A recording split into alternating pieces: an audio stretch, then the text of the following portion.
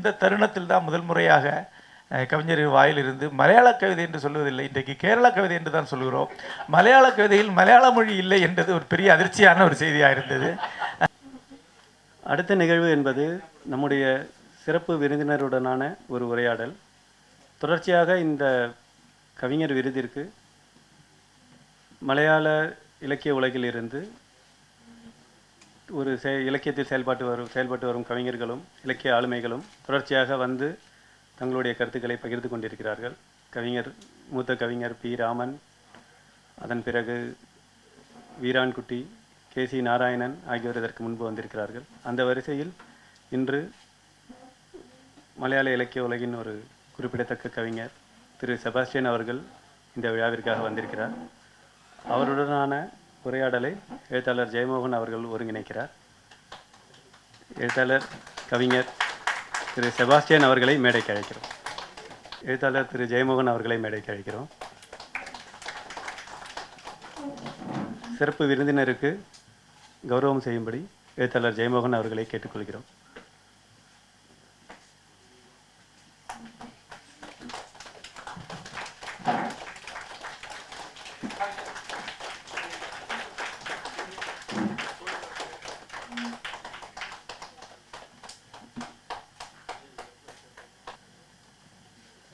கவிஞர் செபாஸ்டியன் அவர்களுடைய கவிதைகளை ஜெயமோகன்.in தளத்தில் கடந்த சில நாட்களாக நாம் வாசித்து வருகிறோம்.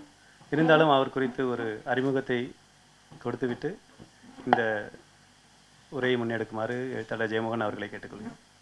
அனைவருக்கும் வணக்கம். கவிஞர் செபாஸ்டியன் அவர்கள் என்னை விட ஒரு ஆண்டு மூத்தவர். அவருடைய தலைமயிரை பார்த்து நீங்கள் பலர் ஏமாந்திருக்கிறீர்கள் என்று தெரிகிறது. அவர் 61 பிறந்தார். எர்ணாகுளத்துக்கு பக்கத்தில் இருக்கக்கூடிய கொடுங்கல்லூர் என்ற ஊரிலே வாழ்கிறார். கவிதை, இலக்கியம் ஆகியவை இதனுடன் தொடர்பெற்ற ஒருவர். அதாவது காய்கறி மொத்த வணிகம் செய்யக்கூடியவர். மலையாளத்திற்கு பல வகையிலும் செபாஸ்டியன் ஒரு வித்தியாசமான கவிஞர். ஒன்று, மலையாள கவிஞர்களே மிக கணிசமானவர்கள் கல்லூரி மலையாள பேராசிரியர்களாக இருப்பாங்க. விதிவிலக்காக சிலர் தான் வெளியே இருந்து கவிதைகள் எழுதக்கூடியவர்கள். இங்கே அப்படி இல்லை. ஆனால் செபாஸ்டியன் அந்த மரபில் வந்தவர் அல்ல. முறையாக அந்த வகையில் மலையாளம் படித்தவரும் அல்ல. இன்னொன்று, செபாஸ்டியன் எழுதக்கூடிய கவிதைகள் எல்லாமே அப்ட்ராக்ட் என்று சொல்லத்தக்க அருவமான உணர்வுகள், அருவமான படிமங்களை சார்ந்தவை. ஒரு வகையான காஸ்மிக் ரியாலிட்டி என்று சொல்லக்கூடிய பிரபஞ்ச உண்மைகளை சார்ந்த விஷயங்களை தான் அதிகம் எழுதி கொண்டிருக்கிறார். தனிப்பட்ட உணர்வு, கொந்தளிப்புகள், காதல், உறவு, பிரிவு இதெல்லாம் எழுதக்கூடியவர் இல்லை. தனிப்பட்ட வாழ்க்கை சந்தர்ப்பங்களை எழுதும் கவிதைகளே கிட்டத்தட்ட கிடையாது. அதைவிட முக்கியமாக கேரள கவிதைகளே மிகப்பெரிய இடத்தை வகிப்பவை அரசியல் கவிதைகள். சமகால அரசியலோடு ஏதோ ஒரு வகையிலே தொடுத்து கொள்ளாத ஒன்றை மலையாளிகள் பொதுவாக படிப்பதோ நினைவில் வைத்துக் கொள்வதோ கிடையாது. அந்த காரணத்தினால்தான் பழைய கால மாஸ்டர்ஸ் சொல்லக்கூடிய எழுத்தாளர்களே மிக எளிதாக மலையாளிகள் மறந்து விடுவார்கள். ஏன்னா இன்றைய அரசியலுக்கு அவர் தேவைப்பட மாட்டார். செபாஸ்டியனுடைய கவிதைகளில் 100% அரசியல் கிடையாது. அந்த ஏரியாவுக்குள்ளே அவர் போகிறதே கிடையாது. எந்த வகையிலே அரசியல் எழுதுறது கிடையாது. ஆக தனிப்பட்ட உணர்வு நிகழ்வுகளையோ கொந்தளிப்புகளோ எழுதாத ஒருவர், எந்த வகையில் அரசியல் சமூக உண்மைகளை எழுதாத ஒருவர், முழுக்க காஸ்மிக் போய்ட்ரிக் மொமெண்ட்ஸை மட்டுமே எழுதக்கூடிய ஒருவர், எந்த வகையிலுமே வாசிக்கப்படுவதற்கோ ரசிக்கப்படுவதற்கோ வாய்ப்பற்ற ஒரு சூழலில் கடந்த 30 ஆண்டுகளாக தொடர்ந்து ஒரு கல்ட் என்று சொல்ல அளவுக்கு அவருக்கு ஒரு வாசகர்கள் இருக்கிறார். கேரளத்துடைய முக்கியமான எல்லா விருதுகளையும் பெற்றிருக்கிறார். எந்த ஒரு பட்டியலையும் செபாஸ்டியனுடைய கவிதைகள் இருக்கும். அது கவிதையுடைய தனிப்பட்ட ஒரு ஆற்றல் என்று சொல்லலாம். இந்த கவிதை யாருக்கு புரியும், இந்த கவிதை மக்களுக்கு புரிய நாம் நினைப்போம். ஆனால் யாருக்கும் அது புரிந்து கொண்டே இருக்கும். இந்த தருணத்தில் எனக்கு நினைவு கூறக்கூடிய ஒன்று, குஞ்சன் திவாகரன் என்ற பெயரில் ஒரு நண்பர் எனக்கு இருக்கிறார். மிக அடிக்கடி அழைக்க மாட்டார், ஆனால் எப்போதாவது ஃபோனில் அழைப்பார்.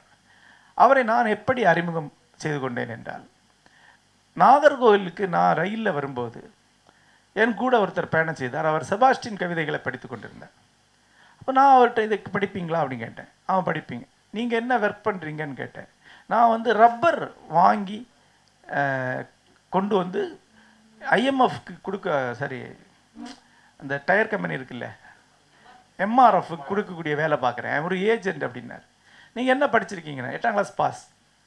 அப்போ அப்படிப்பட்ட ஒருத்தர் படிக்கக்கூடிய ஒரு கவிஞராக இருக்கிறாருங்கிறது பெரிய அதிர்ச்சியாகவும் சந்தோஷமாக இருந்தது. அன்றிலிருந்து எனக்கு நல்ல நண்பராக அவர் இருக்கிறார். இந்த தருணத்தில் அவருடைய பேரை நான் சொல்லணும்.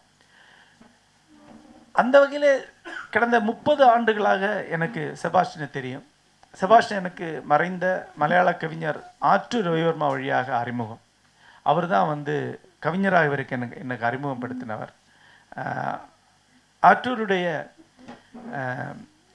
வரிகளில் ஆற்றூர் எல்லாத்தையும் ஒரு படிமமாக சொல்லுவார் கவிஞராக.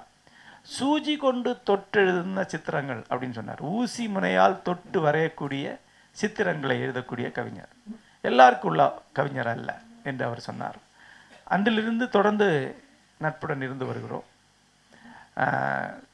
ஊட்டியிலே நாங்கள் நடத்தின தமிழ் மலையாள அரங்குகளிலே, கவிதை உரையாடல் அரங்கிலே தொடர்ந்து கலந்து கொண்டிருக்கிறார். அதன் பிறகு குற்றாலத்தில் கவிதை அரங்கிலையும் கலந்து கொண்டிருக்கிறார். நண்பர்கள் இங்கே மோகனரங்கன், தேவதேவன் போன்ற அந்த நிகழ்வுகளில் கலந்து கொண்ட கவிஞர்கள் இங்கே இருக்கிறார்கள். அவர்களுக்கெல்லாம் அறிமுகமான ஒருவராக செபாஸ்டின் இருக்கிறார். உங்கள் முன் ஒரு கவிஞரை அறிமுகப்படுத்துவதில் மகிழ்ச்சி அடைகிறேன். அவருடைய ஒரு 12 கவிதைகளை என்னுடைய தளத்தில் இப்போது வெளியிட்டிருக்கிறேன். பழைய பட்டியலில் ஒரு 6-7 கவிதைகள் மறுபடியும் அவருடைய கவிதைகள் இருக்கின்றன.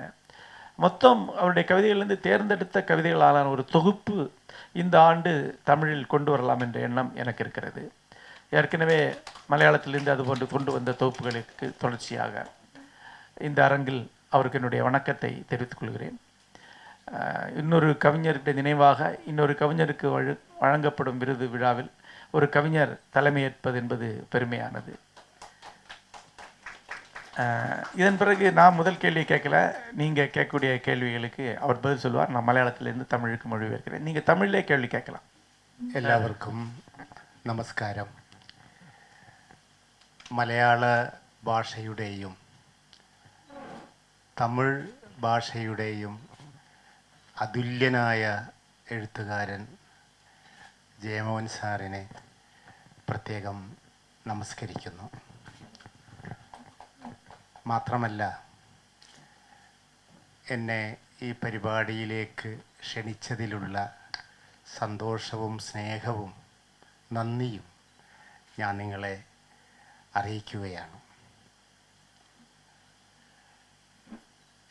ഇന്നത്തെ അവാർഡ് ജേതാവായ BN സൂര്യയെ പ്രത്യേകം അഭിനന്ദിക്കുന്നു.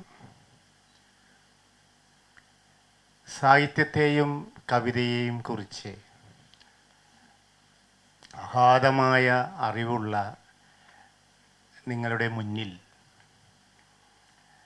കവിതയെക്കുറിച്ചുള്ള ചില തോന്നലുകൾ മാത്രം അവതരിപ്പിക്കുക എന്നതാണ് ഞാൻ ചെയ്യുന്നത് വിനയത്തോടെ.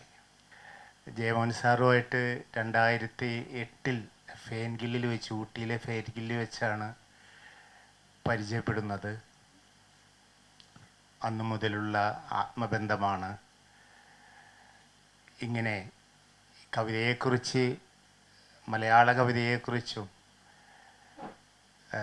തമിഴ് കവിതയെക്കുറിച്ചും വളരെയേറെ ശ്രദ്ധിക്കുന്ന ഒരാളാണ് ഞാൻ. തമിഴിലെ ഒരുപാട് കവികളായിട്ട് പരിചയമുണ്ട്. ഇതെല്ലാമാണ്. മലയാള കവിതയെക്കുറിച്ചും നിങ്ങൾ എന്തെങ്കിലും ചോദിച്ചാൽ കവിത എഴുതുന്ന ഒരാളെന്ന നിലയിൽ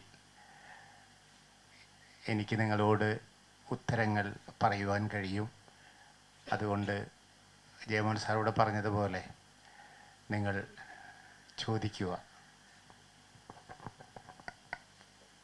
2008 ஊட்டி ஃபெர்ன்ஹில் குருகுலத்தில் நடந்த கவிதை அரங்குகளில் பங்கெடுத்த வகையில் தமிழ் இலக்கியத்தோடும் தமிழ் கவிதையை தொடர்ச்சியாக கவனித்து வரக்கூடியவர். தமிழ் கவிதை மட்டுமில்ல, கவிஞர்களோடு நெருக்கமான தொடர்புண்டு. மலையாளத்திலே கவிதை எழுதக்கூடிய ஒருவனாக மலையாள கவிதை உலகம் என்னுடைய கவிதை பற்றி நீங்கள் கேட்கும் கேள்விகளுக்கு நான் பதிலளிக்கிறேன். இங்கே இதுவரை எங்களுக்கு அறிமுகமான கல்பற்றா நாராயணன், வீரான்குட்டி, இப்போது நீங்கள் மொழிபெயர்த்த அடையாளங்கள், இந்த செபஸ்டியன் சாரோட கவிதைகள், இதெல்லாம் பார்க்குறப்போ இது எல்லாமே ஒரு விதத்தில் ரொம்ப ஒரு காமான, அதாவது ஒரு சைலண்ட்டான கவிதைகளாகவே இருக்கின்றன. இப்போ தமிழில் ஒரு வெரைட்டி இருக்கு இல்லையா? இப்போ ஒரு ஞானக்கூத்தன் ஒன்று எழுதும்போது அங்கே இன்னொருத்தர் ஒன்று எழுதுறாரு, நம்ம ஊரில் இசை எழுதுகிற மாதிரியான இப்படியான கவிதைகள் அங்கே எழுதப்படுதா, இல்லை எங்களுக்கு நீங்கள் அறிமுகப்படுத்துவது இப்படிப்பட்ட கவிதைகளை மட்டும்தானா அப்படின்னு ஒரு கேள்வி தான். മലയാള കവിതയിൽ ഈ ആധുനികതയ്ക്ക് ശേഷം വന്ന ഒരു ഉത്തരാധുനിക കവിതയുടെ കാലത്തിൻ്റെ ഒരു പ്രത്യേകത കൽപ്പറ്റ നാരായണ മാഷിലും രാമനിലും ബീരാൻകുട്ടിയിലും എല്ലാം ഉണ്ട്. പക്ഷേ അവർക്ക് ശേഷം, അതായത് ഞങ്ങൾക്ക് ശേഷം വന്ന പുതുതലമുറയിലെ കവികൾ അത്ഭുതകരമായ ഒരു വളരെ വ്യത്യസ്തമായ കവിതകൾ എഴുതി വരുന്നവരാണ്. പ്രത്യേകിച്ച് അവിടെ ഈ പഠിക്കുന്ന കുട്ടികൾ, ഈ ഹൈസ്കൂളിലും +2 +1 പിന്നെ ഡിഗ്രിക്കൊക്കെ പഠിക്കുന്ന കുട്ടികൾക്ക് പോലും ഞാനിങ്ങനെ പലപ്പോഴും കവിത ജഡ്ജ് ചെയ്യാൻ പോയിട്ടുണ്ട്. മാർക്കിടാൻ വേണ്ടി പലപ്പോഴും ഈ കോളേജുകളിലും സ്കൂളുകളിലൊക്കെ പോകുമ്പോൾ നമ്മൾ അവരുടെ കവിത വായിക്കുമ്പോൾ അറിയാം, ഇപ്പം ഞങ്ങളൊക്കെ എഴുതി വരുന്നത് പോലെയല്ല, ഏറ്റവും വ്യത്യസ്തമായ രീതിയിൽ, വളരെ പ്രകാശമുള്ള രീതിയിൽ, പ്രകാശമാന രീതിയിൽ, കുട്ടികൾ തന്നെ നമ്മളെ വിസ്മയിപ്പിക്കുന്ന രീതിയിലുള്ള കവിതകൾ പ്രതീക്ഷയോടുകൂടി എഴുതി വരുന്ന ഒരുപാട് കുട്ടികളുണ്ട്. സത്യത്തിൽ മാറ്റം ഉണ്ടായിട്ടുണ്ട് മലയാള കവിതയിൽ.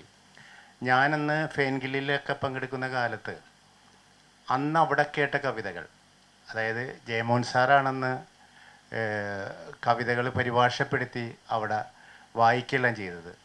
അന്ന് അത്ഭുതപ്പെട്ടു പോയി. ഒരു 25-30 കൊല്ലം കഴിയണം മലയാള ഭാഷയിലെ കവിത ഇനി അത്രത്തോളം ഉയരാനെന്നെല്ലാം ഞങ്ങളിന്ന് കരുതിയിട്ടുണ്ട്. പക്ഷെ ഇന്ന് നമ്മൾക്ക് പ്രതീക്ഷിക്കാം, പുതിയ തലമുറ വളരെ വ്യത്യസ്തമായ കവിതകൾ എഴുതി വരുന്നുണ്ട്. மலையாளத்தில் நவீனத்துவ காலம், அதன் பிறகு பின்னவீனத்துவ காலம் தோன்றும் போது அதனுடைய இடைவெளியிலே உருவான கவிஞர்கள் என்று பி. ராமன், வீரான்குட்டி, நான் உட்பட ஆகியோர்களை சொல்லலாம். ஆனால் எங்களுக்கு பிறகு வேறு வகையான புதிய வகை கவிதைகள் இன்றைக்கு எழுதப்படுகின்றன. பள்ளிகளிலும் கல்லூரிகளிலும் நான் தேர்வு முகவராக கவிதைகளை மதிப்பிடுவதாக செல்லும்போது இளைஞர்கள் எழுதக்கூடிய கவிதை மிகவும் ஒளி கொண்டதாகவும் நம்பிக்கை கொண்டதாகவும் வேறொரு வகையான கவிதைகள் இன்றைக்கு வருவதை பார்க்கிறேன். உண்மையிலே மிக வித்தியாசமான வரவேற்கத்தக்க ஒரு மாற்றமாகவே இந்த புதிய கவிதையை பார்க்கிறேன். அந்த கவிதை எங்களுடைய கவிதையுடைய உலகத்திலிருந்து முற்றிலும் வேறுபட்ட ஒன்றாக இருக்கிறது. பல ஆண்டுகளுக்கு முன்னால் ஃபென்கில் கவியரங்கிலே வாசிக்கப்பட்ட கவிதைகள் போன்ற கவிதைகள் அல்ல இன்றைக்கு எழுதப்படுகிறது. அன்றைக்கு மலையாள கவிதைகள் பாடல் போல எழுதப்பட்டன. தமிழ் கவிதையோடு ஒப்பிடும்போது தமிழ் கவிதையில் இருக்கக்கூடிய அந்த சுருக்கம் வந்து சேர்வதற்கு 30 ஆண்டுகள் ஆகும் என்று பேசிக்கொண்டோம். ஆனால் இன்றைக்கு அதை அந்த சுருக்கமும் அந்த ஒளியும் மிக எளிதாக மலையாளத்திலும் சாத்தியமாக இருக்கின்றன என்று நான் கருதுகிறேன். சார், மலையாளத்தினுடைய நவீன கவிதைகள் போக்க பற்றின ஒரு குறைந்தபட்ச அறிமுகம் வந்து எங்களுக்கு சார் மூலமாக இருக்குது. பட் இருந்தாலும் உங்கள் கவிதையில் படிக்கும்போது மிக குறைந்த கவிதையில் நாங்கள் வாசிச்சிருக்கோம். இருந்தாலும் அதில் இருக்கக்கூடிய உங்களுடைய ஸ்டைல் ஆஃப் ரைட்டிங்கில் இருக்கக்கூடிய ஒரு அருவமான படிமங்களை யூஸ் பண்ணுற ஒரு போக்கு, அல்லது உங்களுக்கு முன்னாடி இந்த மாதிரி கவிதைகள் எங்களுக்கு தமிழில் எடுத்துக்கிட்டாச்சுன்னா தமிழ்லேருந்தே அதுக்கான ஒரு துவக்கம் இருக்குது. அது எங்கேருந்து துவங்குது? இந்த நவீன கவிதைகளுடைய ஒரு டிரான்ஸ்ஃபர்மேஷன் நீங்கள் சொன்ன அந்த ஒரு பீரியட்லேருந்து மலையாளத்தில் நிகழ்ந்துன்னு வைங்களேன், மொழி ரீதியாகவும் அந்த சந்தங்கள்லேருந்து வெளியே வரும். அதன் பிறகு நீங்கள் அட்டன் பண்ணுற இந்த அரூபமான விஷயங்கள், இது ரொம்ப மௌன வாசிப்புக்குரியதாக இருக்குது. உங்கள் கவிதையில் பொதுவாக நான் யோசிச்சு பார்க்கும்போது மேடைகளுக்கான கவிதைகள் இல்லை அப்படிங்கிற மாதிரி தோணுது. மேடைகள் இன்னும் முழங்குற கவிதைகளாக இல்லை உங்கள் கவிதைகள். ஸோ இந்த மாதிரி அரூபமான படிமங்களை யூஸ் பண்ணுற உங்களுக்கு முன்னாடி யாராக இருந்திருக்காங்களா, இல்லை நீங்கள் தூங்குறதா இருக்கா, உங்களுடைய மரபில் இருக்கா?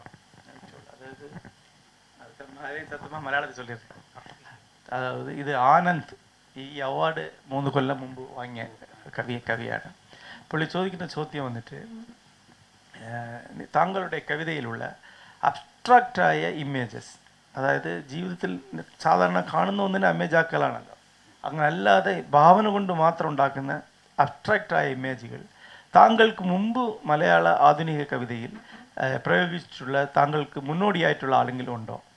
അതിനൊരു ട്രഡീഷൻ മലയാള കവിതയിലുണ്ടോ? ഇപ്പോൾ തമിഴിൽ മലയാളത്തിലെ നിറയെ കവിതകൾ ട്രാൻസ്ലേറ്റ് ആയിട്ട് വന്നിട്ടുണ്ട്. അതൊന്നിലും പൊതുവെ കാണാത്ത ഒന്നാണ് ഈ അബ്സ്ട്രാക്റ്റായ ഇമേജുകൾ. പർട്ടിക്കുലറായിട്ട് തമിഴിൽ അത് എഴുതിയ പ്രമീൽ പോലത്തെ കവികളിവിടെ ഉണ്ട്. മലയാളത്തിൽ ആരാണ് നിങ്ങൾക്ക് അതിൻ്റെ മുന്നിലുള്ള ആൾ? രണ്ട്, പുള്ളി ചോദിച്ചത്, ഇവിടെ ആദ്യഘട്ടത്തിൽ തമിഴ് കവിതകൾ മലയാള കവിത വരുമ്പോൾ എല്ലാം സംഗീതാത്മകമായിരുന്നു, സ്റ്റേജിൽ പാടുന്ന സ്വഭാവമുള്ളതായിരുന്നു. താങ്കളുടെ കവിതകൾ ഒന്നും തന്നെ പാടാവുന്നതോ ഒരു സ്റ്റേജിൽ അവതരിപ്പിക്കാവുന്ന സ്വഭാവമുള്ളതല്ല, സൈലൻറ്റ് റീഡിങ്ങിനുള്ള കവിതകളാണ്. ഈ ചേഞ്ച് വന്നതിന് ശേഷമാണോ, അതായത് സൈലൻറ്റ് റീഡിങ് പോയട്രി വന്നതിന് ശേഷമാണോ അബ്സ്ട്രാക്റ്റായ ഇമേജുകൾ വന്നു തുടങ്ങിയത്?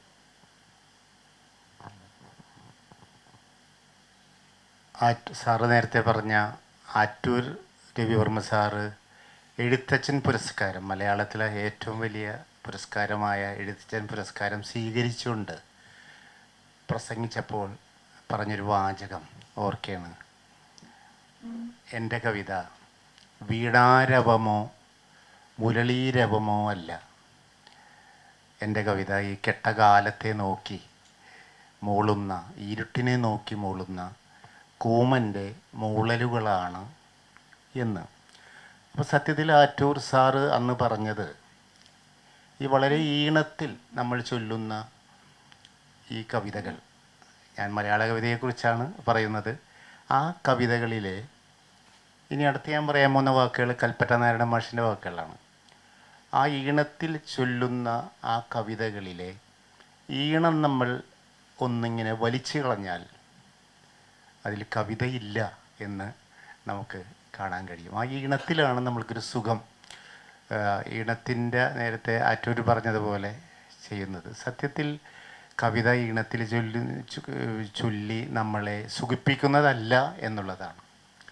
നമ്മുടെ ഉള്ളിലെ എല്ലാ ഇന്ദ്രിയങ്ങളും കൊണ്ട് നുകരേണ്ട ഒന്നാണ് കവിത എന്ന് എനിക്ക് തോന്നിയിട്ടുണ്ട്. ധ്യാനാത്മകമായി വായിക്കേണ്ടത് തന്നെയാണ് കവിത എന്ന് തോന്നിയിട്ടുണ്ട്.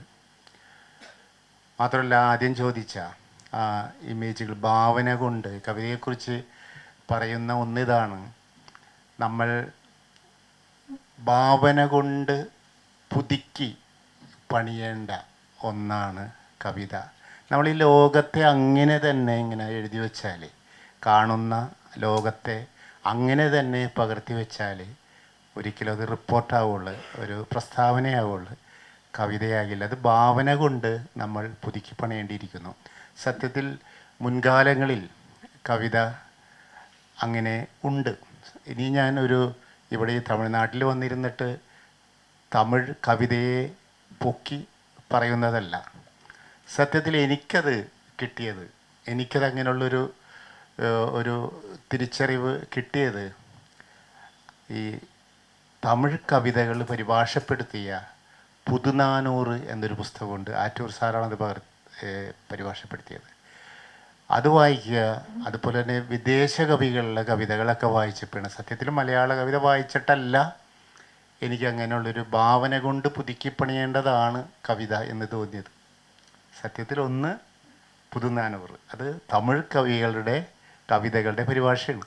തൃശ്ശൂർ കറൻറ്റ് ബുക്സാണത് പ്രസിദ്ധീകരിച്ചത്. മറ്റത് നമ്മുടെ ബോദ്ലെയർ, ലോർക്ക, നിക്കോളസ് കെയ്ൻ തുടങ്ങിയുള്ള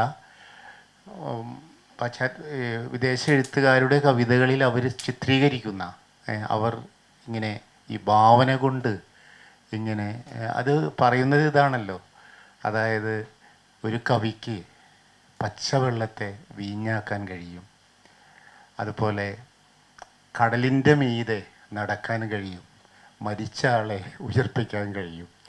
ഞാൻ സത്യത്തിൽ ഈ ജയകുമാർ സാറ് എനിക്ക് ഈ VN ഇന്നത്തെ അവാർഡ് ജേതാവായ സൂര്യയുടെ കവിതകൾ 3-4 മലയാളത്തിൽ പരിഭാഷപ്പെടുത്തി എനിക്കിവിടെ ചൊല്ലാൻ വേണ്ടി വേണം, അവാർഡ് ഫംഗ്ഷന് ചൊല്ലാൻ വേണ്ടി വേണമെന്ന് പറഞ്ഞപ്പോൾ സാർ എനിക്ക് പരിഭാഷപ്പെടുത്തി തന്നപ്പോഴും ഞാൻ അതിലും കാണുന്നത് ഇതാണ്, ഈ ഭാവന കൊണ്ട് പുതുക്കി പണിയുന്ന കവിതയാണ് ഏറ്റവും പുതിയ കവിത എന്ന് പറയാം. ஆற்றூர் ரவிவர்மா அவருக்கு கேரளா மரபில் மிகப்பெரிய விருதாகிய எழுத்தச்சன் விருது கொடுக்கப்பட்ட போது அந்த மேடையிலே சொன்னார், என்னுடைய கவிதை என்பது வண்டின் ரீங்காரமோ புல்லாங்குழலின் ஓசையோ அல்ல, இருட்டை பார்த்து உருமும் ஆந்தையுடைய குரல் என்று. கல்பட்டா நாராயணன் தன்னுடைய கட்டுரை ஒன்றிலே சொல்கிறார், மலையாளத்திலே புகழ்பெற்ற கவிதைகளில் இருக்கக்கூடிய மெட்டு மட்டும் வெளியே எடுக்கப்பட்டு விட்டால் அவை வெறும் கருத்துகளாக சுருங்கிவிடும், அவற்றுள்ள கவிதை தென்படாது என்றார். இந்த ரெண்டும் ரொம்ப முக்கியமான கருத்து. அதாவது ஒரு கவிதை அழகு என்பது அதனுடைய அமைப்பால் உருவாகிறது, அதனுடைய உள்ளடக்கத்தால் உருவாகக்கூடியது, அதனுடைய பாடல் முறையால் உருவாக்கப்படக்கூடியது அல்ல. கவிதை என்பது எல்லா புலன்களாலும் அனுபவிக்கப்படத்தக்க ஒரு கலை வடிவம். ஆகவே கவிதை என்பது தியானாத்மகம், தியானத்தினூடாக அறியப்படக்கூடிய ஒன்று. அப்ஸ்ட்ராக்ட் இமேஜ் என்பது கவிதையிலே மிக முக்கியமானது. அது மட்டும்தான் கவிதையாகும் நான் நினைக்கிறேன். ஏனென்றால் இந்த உலகம் இப்படியே இருப்பது கவிதைக்கு உகந்தது அல்ல. அதை கவிதையால் திருப்பி மறுபடி கட்டும்போது தான் அது கவிதைக்குரியதாக மாறுகிறது. கவிதை சொல்லக்கூடிய உலகம் கவிதையால் திருப்பி கட்டப்படக்கூடிய ஒன்று. உலகை அப்படியே பதிவு செய்த கவிதைகள் உலகமெங்கும் இருக்குது. அது ஒரு காலகட்டத்துடைய கவிதைகள், அவற்றுக்கு ஒரு பதிவு, அவற்றுக்கு ஒரு பங்களிப்பு இருக்குது. ஆனால் அதை ஏற்றுக்கொள்ளவில்லை. இந்த மேடையிலே தமிழ் கவிதையை புகழ்வதற்காக இதை நான் சொல்லவில்லை. இந்த எண்ணத்தை தமிழிலிருந்து மலையாளத்திற்கு ஆற்றூர் ரவிவர்மா மொழிபெயர்த்து புதுக்கவிதைகளுடைய ஒரு தொகுப்பை கொண்டு வந்தார், புது 400 என்கிற பெயரில். அந்த தொகுப்பு என் மேலும் பெரிய செல்வாக்கை செலுத்தி இருக்கிறது.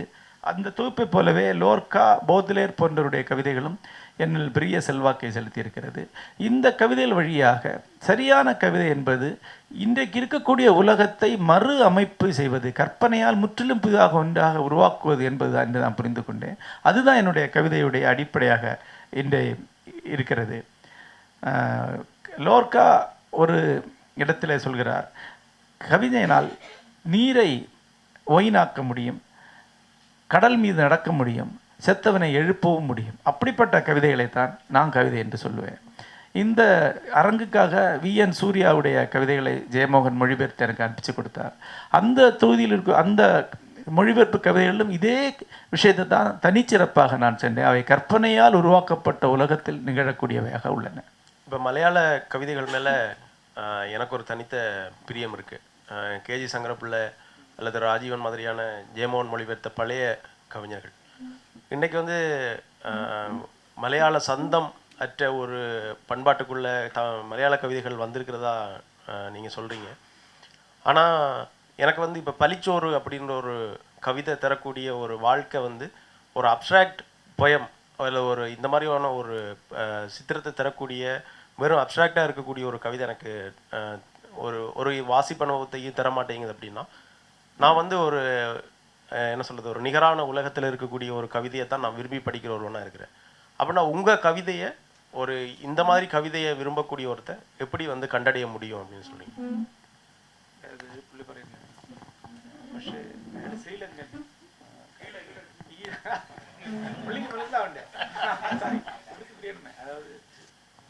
നല്ല ചോദ്യമാണ്. ഈ കവിത നേരത്തെ ഞാൻ പറഞ്ഞത് തന്നെയാണ്, അതിൽ ആ ഉത്തരവുണ്ട്. നമ്മുടെ ഈ മലയാളത്തിലാണ് കുമാരനാശാൻ, വൈലോപ്പിള്ളി, ഇടശ്ശേരി, പി കുഞ്ഞിരാമൻ നായർ തൊട്ട് ഇപ്പോൾ ബാലേന്ദ്രൻ, അയ്യപ്പനൊക്കെ വരുന്ന ഒരുപാട് വലിയ കവികളുടെ ഒരു പരമ്പര തന്നെ മലയാളത്തിലുണ്ട്. ഇവരുടെ കവിതകളെല്ലാം തന്നെ ഈ അയ്യപ്പൻ്റെ മാത്രമാണ് അതിൽ ഇത്തിരി വ്യത്യാസമുള്ളത്. നല്ല ഈണത്തിൽ, ഇപ്പോൾ കുമാരനാശാൻ്റെ വീണപൂവും കരുണയൊക്കെ നല്ല ഈണത്തിൽ ചൊല്ലാം. പക്ഷെ അതിൽ കവിതയുണ്ട്.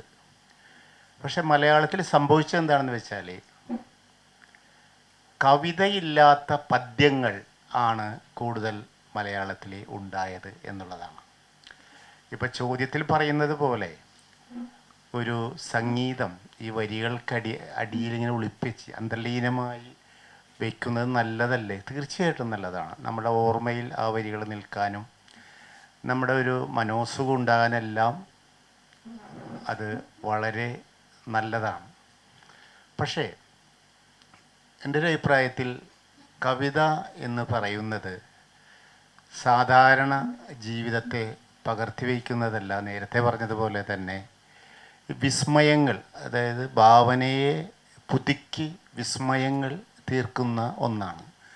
അത് വായിച്ചനുഭവിക്കുമ്പോൾ നമ്മളുടെ ഉള്ളിൽ, നമ്മുടെ ആത്മാവിലുണ്ടാവുന്ന, ആന്തരികതയിലുണ്ടാവുന്ന ഒരു മിന്നലൊളി, ഒരു സ്പാർക്കിങ് നമുക്ക് അനുഭവിക്കാൻ കഴിയുന്നുണ്ടോ എന്നുള്ളതാണ്. അതിൽ ഈ പറഞ്ഞതുപോലെ നമ്മൾ എത്രത്തോളം ഭാവനയിൽ പുതുക്കി പണിക്കാലും ഇമേജുകൾ കൊണ്ട് തകർപ്പൻ വാക്കുകളും ഇതെല്ലാം ഉണ്ടാക്കിയാലും അതിനടിയിലും നമുക്ക് അന്വേഷിച്ചാലേ ഒരു താളവും ഒരു സംഗീതവും കണ്ടെത്താൻ കഴിയും. ഇവിടെ നേരത്തെ പറഞ്ഞത് ഈ പദ്യത്തിൽ ഇപ്പോൾ മലയാളത്തിലുള്ള സംസ്കൃത മലയാള വൃത്തങ്ങളിൽ എഴുതി വയ്ക്കുന്നത് കൂടുതലും കവിതയില്ലാത്ത കവിതകളാണ്. പക്ഷേ നമ്മൾ സൂക്ഷ്മ വായനയിൽ നേരത്തെ പറഞ്ഞതുപോലെ ആത്മാവിനെ സമർപ്പിച്ചുകൊണ്ട് ധ്യാനപൂർവം വായിക്കുമ്പോൾ നമ്മൾ അനുഭവിക്കുന്ന അതാണ്. ഈ കുഞ്ഞുണ്ണി എന്ന് പറയുന്ന കുട്ടി ചെറിയ കവിതകൾ എഴുതിയിരുന്ന നമുക്കറിയാം എല്ലാവർക്കും. അദ്ദേഹത്തിൻ്റെ ഒരു 2 വരി കവിത ഇങ്ങനെയാണ്: വാക്കിനോളം തൂക്കമില്ലി ഊക്കൻ ഭൂമിക്ക് പോലുമേ എന്നാണ്. വാക്കിനോളം തൂക്കമില്ലി ഊക്കൻ ഭൂമിക്ക് പോലുമേ, വാക്കിൻ്റെ ശക്തിയെക്കുറിച്ച് പറഞ്ഞേക്കണേണ്. പക്ഷേ അത് വായിക്കുമ്പോൾ ഒരു ഇതുകൊണ്ട് ഒരു താളം നമ്മുടെ ഉള്ളിൽ ഇങ്ങനെ കിടക്കുന്നുണ്ട്. പക്ഷെ അത് വലിയ കവിതയാണ്. വലിയ കവിത, ഈ 2 വരി വലിയ കവിതയായിട്ട് നമുക്ക് തോന്നും. ആ രീതിയിലുള്ള ചിത്രീകരണവും അതിപ്പോൾ ഗദ്യം പദ്യം എന്നുള്ളൊരു ചൊല്ല് തന്നെ ഈ കവിതയിലില്ല. കവിതയുണ്ടോ എന്നുള്ളതാണ്. അതാണ് നേരത്തെ പറഞ്ഞ ഒരുപാട് പദ്യങ്ങൾ, കവിതയില്ലാത്ത പദ്യങ്ങൾ മലയാളത്തിൽ ഉണ്ടായിട്ടുണ്ട്. ഒട്ടനവധി ഇപ്പോഴുണ്ട്, ഒരുപാടുണ്ട്. നമ്മൾ ഈ പത്ര റിപ്പോർട്ട് അങ്ങനെ തന്നെ കേകയിൽ എഴുതി വയ്ക്കുക, അല്ലെങ്കിൽ കാകളിയിൽ എഴുതി വയ്ക്കുക എന്നുള്ള രീതിയിലൊക്കെ ഒരുപാടുണ്ടാവുന്നുണ്ട്. പക്ഷെ അത് കവിതയല്ല. ഇങ്ങനെയുള്ള ആ ഒരു മിന്നലൊടി നമ്മുടെ ആത്മാവിൽ ഉണ്ടാക്കാൻ കഴിയുന്നുണ്ടോ? അതിലൊരു സംഗീതമുണ്ട്. അങ്ങനെ അതായിരിക്കും ഇപ്പോൾ ഈ പുതിയ കവിതകളിൽ, മലയാളത്തിലെ പുതിയ കവിതകളിലുള്ളത് എന്നെനിക്ക് തോന്നുന്നു. മലയാളത്തിൽ குமாரநாசான், பி. குஞ்சராமன் நாயர் தொட்டு பாலச்சந்திரன் வரைக்கும் மிகப்பெரிய மரபு கவிஞர்களுடைய ஒரு பட்டியல் இருக்கிறது. அவர்களில் ஐயப்பன் மட்டும்தான் விதிவிலக்கு. அவர் மட்டும்தான் இசையுள்ள கவிதைகளை எழுதாதவர். மற்ற அனைவருமே செய்யுள்ளில் இசையுள்ள கவிதைகளைத்தான் எழுதியிருக்கிறார்கள். ஆனால் அவர்கள் எல்லாருமே நல்ல கவிஞர்கள்.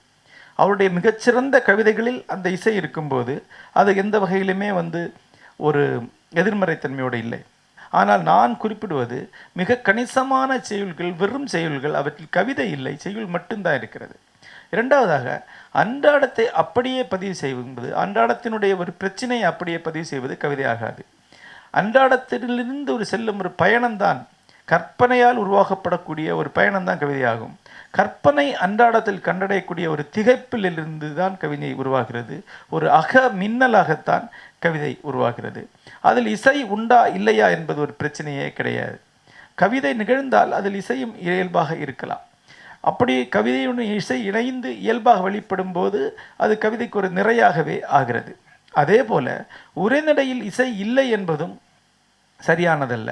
உரைநடையில் அந்த மின்னல் நிகழ்ந்திருந்ததென்றால் ஒருவர் நுண் வாசிப்பில் மௌனமாக உள்ளடங்கி இருக்கக்கூடிய ஒரு இசைத்தன்மையை அதில் கண்டடைய முடியும். குஞ்சுண்ணியுடைய புகழ்பெற்ற கவிதை வாக்குநோளம் தூக்கமில்லை ஊக்கமீ பூமிக்கு என்றொரு வாரி இருக்கிறது. வார்த்தை அளவிற்கு எடை இல்லை இப்பிரம்மாண்டமான பூமிக்கு என்பது அதனுடைய பொருள். எனக்கு அதனுடைய அந்த படிமமே தன்னளவில் ஒரு முக்கியமான கவிதையாக இருக்கிறது. கூடவே அதுக்கு அந்த சந்தம் அமைந்திருப்பது கூடுதலான ஒரு அழகையும் அழுத்தத்தையும் அளிக்கிறது. ஆகவே கவிதையில் இசை உண்டா இல்லையா என்பது ஒரு வேறுபாட்டை உருவாக்கவில்லை. இது கவிதையாக ஆகிறதா இல்லையா என்பதுதான் அந்த முக்கியமான கேள்வியாக இருக்கிறது. ஒரு கவிதையில் கூடுதலாக இசை அமையும் போது அது ஒரு தனி அழகை கொடுக்கிறது. ஆனால் அந்த அழகு சிறந்த கவிதை எல்லாவற்றுக்கும், மின்னல் நிகழ்ந்த எல்லா கவிதைக்குமே ஏதோ வகையில் ஓசை அழகு ஒன்று அமைந்திருக்கும் என்று தான் நான் நினைக்கிறேன். போன தலைமுறையில் தமிழில் இசைமை இல்லாதனாலேயே அதை கவிதையாக கருதாத ஒரு தரப்பு இருந்தது மலையாள கவிதையில். இப்போ நீங்கள் இருக்கிற தலைமுறை இந்த தமிழ் கவிதைகள் எப்படி வாசிக்கிறாங்க? அவங்களுக்கு எடுத்துக்கிறாங்களா? தமிழ் கவிதையாக எடுத்துக்கிறாங்களா? இல்லை அதை எந்த மாதிரி அணுகுறாங்க தமிழ் கவிதையை இன்னைக்கு இருக்க தலைமுறை കവിஞர்கள் മലയാള കവിஞர்கள்? ഒരിക്കലും അങ്ങനില്ല. കാരണം പക്ഷേ ഈ യാഥാസ്ഥിക ബോധത്തോടു കൂടി ഇന്നും മലയാളത്തിൽ ജീവിച്ചിരിക്കുന്ന ചില കവികളുണ്ട്. അത് നേരത്തെ ഞാൻ പറഞ്ഞതുപോലെ വെറും പ്രസ്താവനകൾ അല്ലെങ്കിൽ ഒരു പത്ര റിപ്പോർട്ട് വെറും പദ്യത്തിൽ കേകയിലോ കാകളിയിലോ അല്ലെങ്കിൽ മറ്റേതെങ്കിലും മലയാള സംസ്കൃത വൃത്തത്തിലോ എഴുതി വച്ചാൽ കവിതയാണെന്ന് ധരിക്കുന്ന യാഥാസ്ഥിക കവികൾ ഇപ്പോഴും അവിടെയുണ്ട്. ഒരു സംഭവം ഞാൻ പറയാം. ഈ മലയാളത്തിലൊരു വലിയ കവിക്ക്, അദ്ദേഹം, ഞാൻ പേര് പറയുന്നില്ല, കുറച്ച് വർഷം മുമ്പ് പുള്ളി മരിച്ചുപോയി, വലിയ കവിയാണ്. അദ്ദേഹത്തിന് മാതൃഭൂമി കൊടുക്കുന്ന ഒരു പുരസ്കാരം കേരള സാഹിത്യ അക്കാദമിയിൽ വെച്ച് കൊടുക്കുമ്പോൾ അന്ന് മാതൃഭൂമിയുടെ ഓണർ MP വീരേന്ദ്രകുമാർ എന്ന ആളാണ്, എഴുത്തുകാരനാണ്. അപ്പോൾ ഈ പരിപാടിയെല്ലാം കഴിഞ്ഞപ്പോൾ ഈ കവി പറഞ്ഞത് എന്താണെന്ന് വെച്ചാൽ, ഈ മാതൃഭൂമി ആഴ്ചപ്പതിപ്പ് നിർത്തണം, ഇനി അത് പ്രസിദ്ധീകരിക്കരുത് വീരേന്ദ്രകുമാറെ. കാരണം അതിലിപ്പോൾ നിങ്ങൾ കവിത എന്ന് പറഞ്ഞു കൊടുക്കുന്നത് കവിതയല്ല, എന്തൊക്കെയോ ഇങ്ങനെ ഭ്രാന്ത് എഴുതി വെച്ച ചില ഇങ്ങനെ വരികൾ മുറിച്ച് വെച്ച അതിൽ നമ്മൾ തിരഞ്ഞു നോക്കിയാൽ ഒരു ഈ വൃത്തമോ ഛന്ദസ്സോ അല്ലെങ്കിൽ ഒന്നും കാണുന്നില്ല. ശരിക്കും നിങ്ങൾ ചെയ്യുന്ന അനീതിയാണ്. അപ്പം അദ്ദേഹം മറുപടി പ്രസംഗത്തിൽ അങ്ങനെയാണ് പറഞ്ഞത്. പക്ഷേ മാതൃഭൂമി ആഴ്ചപ്പതിപ്പ് നിന്നില്ല. ഇപ്പോഴും മാതൃഭൂമി ആഴ്ചപ്പതിപ്പിൽ പുതിയ കവിത പ്രസിദ്ധീകരിക്കുന്നുണ്ട്.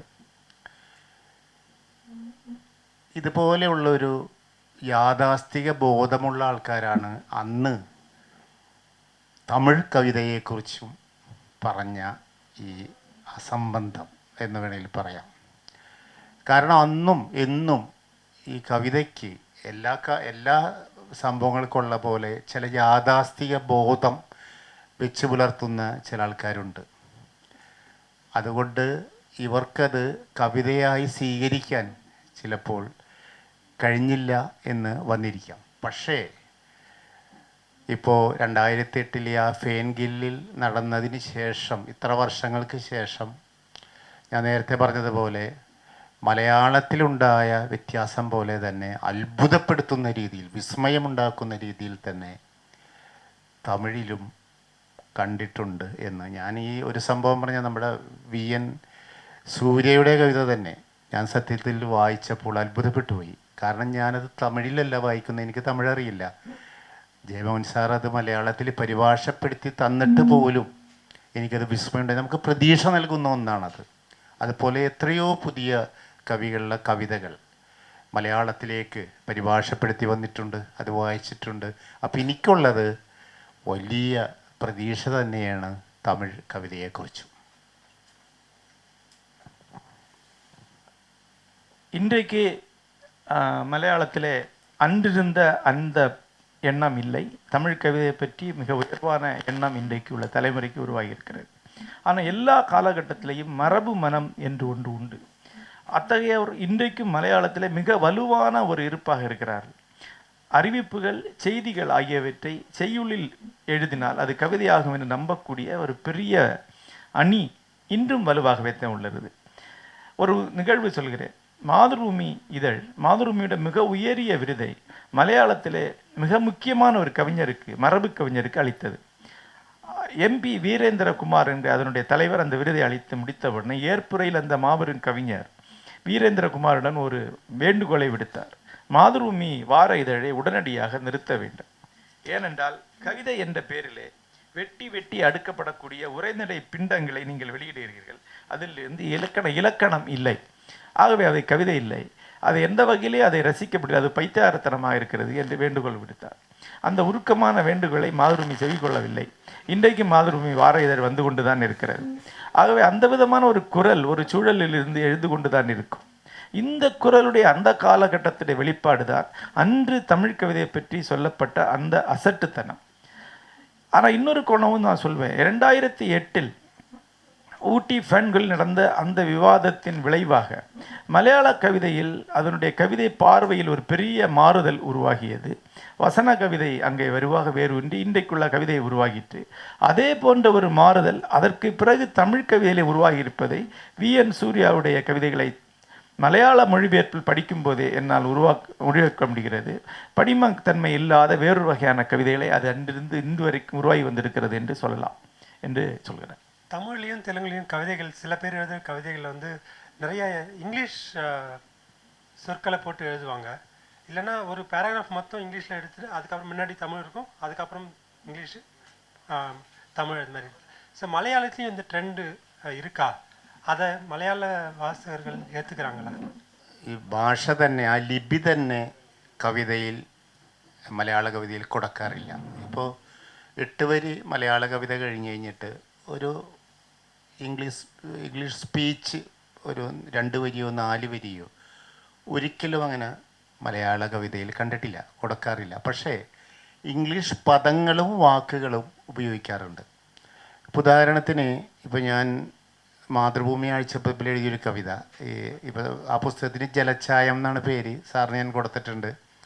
പക്ഷേ ഞാൻ ആ കവിത മാതൃഭൂമി ആഴ്ചപ്പതിപ്പിൽ പ്രസിദ്ധീകരിച്ചു എന്നപ്പോൾ വാട്ടർ കളർ എന്നാണ്, അത് ഇംഗ്ലീഷാണല്ലോ, മലയാളത്തിൽ എഴുതി വാട്ടർ കളർ എന്നെഴുതിയാണ് അത് പ്രസിദ്ധീകരിച്ചത്. പക്ഷേ ഒരിക്കലും ഇംഗ്ലീഷ് അതിലിങ്ങനെ കൊടുക്കില്ല, അത് മലയാളീകരിച്ച് മംഗ്ലീഷായിട്ട് കൊടുക്കും. ഒരിക്കലും ഇംഗ്ലീഷായിട്ട് ഇംഗ്ലീഷിൻ്റെ അതേ വാക്കുകളും ഇംഗ്ലീഷായിട്ട് ഒരിക്കലും കൊടുക്കാറില്ല എന്നാണ് ഞാൻ ഇതുവരെ കണ്ടിട്ടില്ല. மலையாளத்தில் ஆங்கில வார்த்தைகளையோ ஆங்கில எழுத்துக்களையோ அப்படியே கவிதைக்குள் எந்த வகையிலையும் கொடுக்கக்கூடிய வழக்கம் இல்லை. ஆனால் பேச்சு மொழியில் புழக்கத்தில் இருக்கக்கூடிய ஆங்கில சொற்களை கவிதைக்குள் பயன்படுத்தக்கூடிய வழக்கம் உண்டு. நான் ஒரு கவிதை எழுதிய போது மலையாளத்தில் அந்த கவிதையோட முதல் வடிவில் வாட்டர் கலர் என்று தான் கவிதைக்கு தலைப்பு கொடுத்திருந்தேன். ஆனால் பிறகு அதை ஜலச்சாயம் என்றதை மாற்றி தொகுப்பின் தலைப்பாக இருக்கிறது அந்த ஜலச்சாயம் இருக்கிறது. அந்த கவிதை நான் மொழிபெயர்த்திருக்கிறேன், வாட்டர் கலர்ங்கிற ஒரு கவிதையை. ஆகவே அந்த மாதிரி சில சரணங்களில் கொடுப்பதுண்டு. ஆனால் ஆங்கில இதை கொடுப்பதில்லை. அப்படி ஆங்கிலம் கொடுக்கிறா இருந்தால் அதை மங்கிலீஷாக மலையாள எழுத்துக்களில் தான் கொடுக்கக்கூடியது வழக்கம் இருக்கிறது. வணக்கம். அந்த ஊட்டி அரங்குகள் குற்றாலத்தில் நடைபெற்றதெல்லாம் அப்போ வந்து தமிழ் கவிஞர்களோட நானும் கலந்துட்டுருக்கேன். அப்போ வந்து மலையாள கவிதைகள் வெகு நீளமாக இருக்கும், பாடப்படும். தமிழ் கவிதைகள் வந்து சுருக்கமாகவும் படிக்கக்கூடியதாகவும் இருக்கும். அதை பற்றி ஜெயமோகன்கிட்ட கேட்கும்போது அவர் சொன்னார், மலையாளத்தில் வந்து அந்த சந்தத்துக்கு மிக முக்கியமான காரணம் மலையாளத்தில் சமஸ்கிருதத்தோட கலப்பு வந்து ரொம்ப அதிகம் அப்படின்னு வந்து சொல்கிறார். அந்த சந்தம் இயல்பாகவே அப்படி தான் வருது அப்படின்னு சொல்கிறார். இப்போவும் அந்த சமஸ்கிருத தாக்கம் இன்னமும் മലയാള കവിതകളിൽ இருக்குதா? ജയമോഹൻ സാറ് പറഞ്ഞത് ശരിയാണ്. ഈ സംസ്കൃതം ഇപ്പോൾ ഉദാഹരണം വെള്ളം,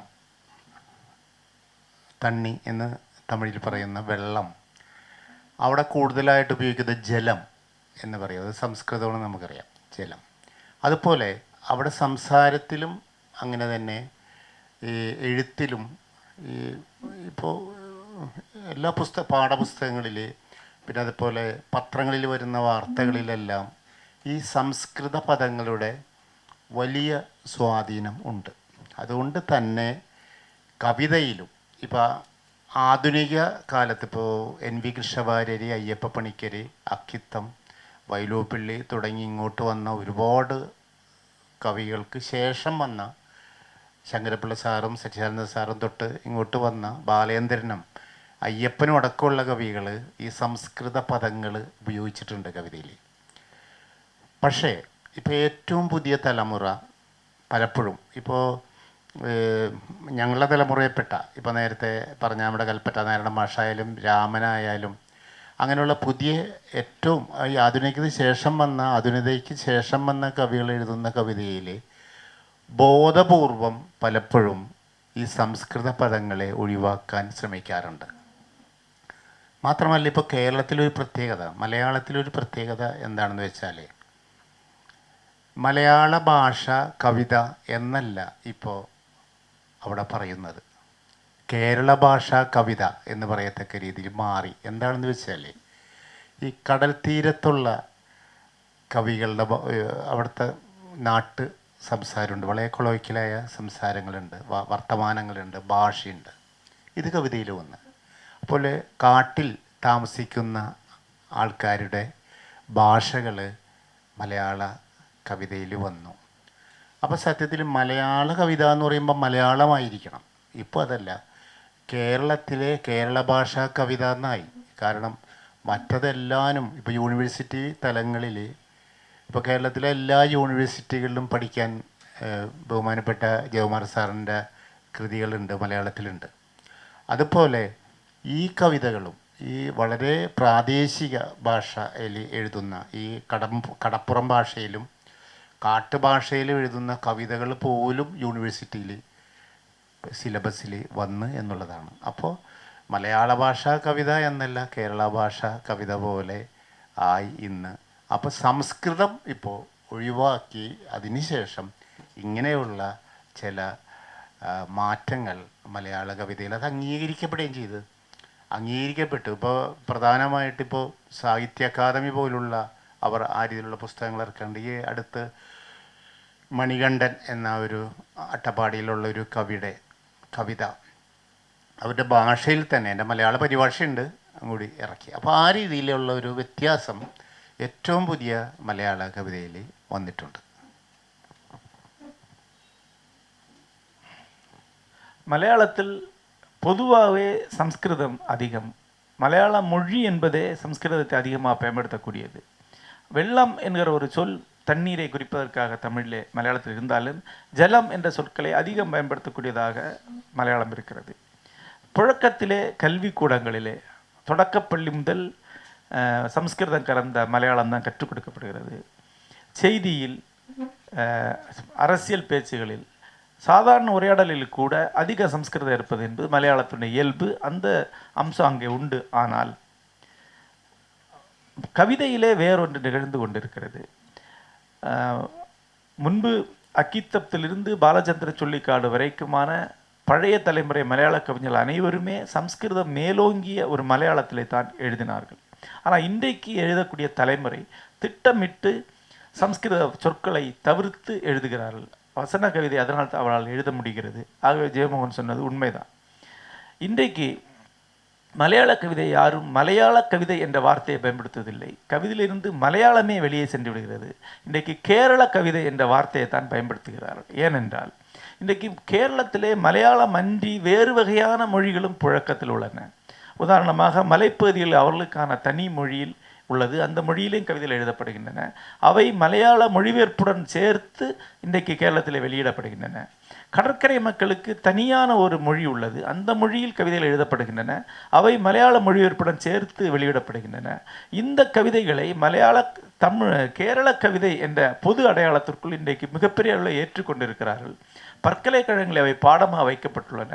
கேரள சாகித்ய அகாடமியே மணிகண்டன் என்ற ஆதிவாசி பழங்குடி இளைஞருடைய பழங்குடியின் மொழியில் எழுதப்பட்ட கவிதையை மலையாள மொழிபெயர்க்கத்துடன் சேர்த்து வெளியிட்டிருக்கிறது. ஆகவே இன்றைக்கு மலையாள கவிதையிலிருந்து மலையாளமே வெளியே போய் கேரளம் என்ற அடையாளம் தான் இருக்கிறது. சம்ஸ்கிருதம் அதற்கு முன்னரே மலையாள கவிதையிலிருந்து வெளியே சென்று விட்டது. அனைவருக்கும் வணக்கம். இந்த கேள்வி பதில் உரையாடல் சிறப்பாக இருந்ததுன்னு நினைக்கிறேன்.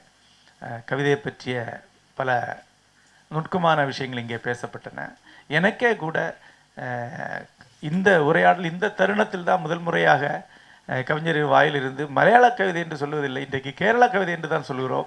மலையாள கவிதையில் மலையாள மொழி இல்லை என்றது ஒரு பெரிய அதிர்ச்சியான ஒரு செய்தியாக இருந்தது. நன்றி. இந்த அரங்கு இவ்வளவு நிறைவேறுகிறது. கவிஞர் செபாஸ்டியன் அவர்களுக்கு நன்றி. அவர் மொழிபெயர்ப்பை பரிபாஷை அப்படிங்கிற மாதிரி சொன்னார். எனக்கு அது ஒரு பரிமாற்றம் என்பது போல் இந்த நிகழ்வே ஒட்டுமொத்தமாக தமிழ் கவிதைகள் குறித்தும் மலையாள கவிதைகள் குறித்தும் ஒரு பரஸ்பரம் ஒரு பரிமாற்றம் போலவே அமைந்தது. தொடர்ச்சியாக மலையாள கவிஞர்களோடு அமர்வை ஒருங்கிணைக்கும் வகையிலும் ஓரளவு மலையாள பரிச்சயம் எங்களுக்கு வந்திருக்கிறது என்று சொன்னால் கூட பல வார்த்தைகள் அவர் சொன்னதை கேட்டு அதன் பிறகு ஜெயமோகன் மொழிபெயர்க்கும் பொழுது இல்லை அவர் சொன்னதுக்கு அர்த்தம் நான் புரிஞ்சுக்கிட்டது வேறேங்கிற மாதிரி புரிஞ்சது அப்புறம்தான். உருக்கமான வேண்டுகோள் என்று அவர் சொல்லவில்லை என்றாலும் இந்த மாதிரியான மொழிபெயர்ப்பை ஒரு மொழிபெயர்த்த போது நமக்கு மிகவும் புரிந்து கொள்ள ஏதுவாக இருந்தது. ஜெயமோகன் அவர்களுக்கும் மிக்க நன்றி.